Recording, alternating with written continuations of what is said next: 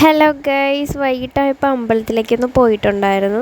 അതിനുശേഷം നേരെ ചാല മാർക്കറ്റിലേക്ക് പോവാണ് കേട്ടോ. അപ്പം ഞാൻ കുറേ നാളായി ഇപ്പം ഇങ്ങോട്ട് വന്നിട്ട് വീട്ടിൽ നിന്ന് എല്ലാ ദിവസങ്ങളിലും പച്ചക്കറി എടുക്കാൻ വേണ്ടിയിട്ട് ഇവിടെയാണ് കേട്ടോ വരുന്നത്. അപ്പം കുറേ നാളായി ഇപ്പം ഞാൻ വന്നിട്ട്, അങ്ങനെ ഇന്ന് ഞാനും കൂടെ കൂടിയിട്ടുണ്ടേ. അപ്പം കുറച്ച് ലേറ്റായിട്ടുണ്ടായിരുന്നു. അമ്പലത്തിലൊക്കെ പോയിട്ട് തിരിച്ച് വന്ന സമയമാണ് കേട്ടോ. ഒരു 8:30 ആയിട്ടുണ്ടായിരുന്നു. അങ്ങനെ ഇവിടെ വന്ന് കുറച്ച് പച്ചക്കറിയൊക്കെ എടുത്തിട്ടുണ്ടായിരുന്നു. പിന്നീടാണെങ്കിൽ പയറും എടുത്തിട്ടുണ്ടായിരുന്നു കേട്ടോ.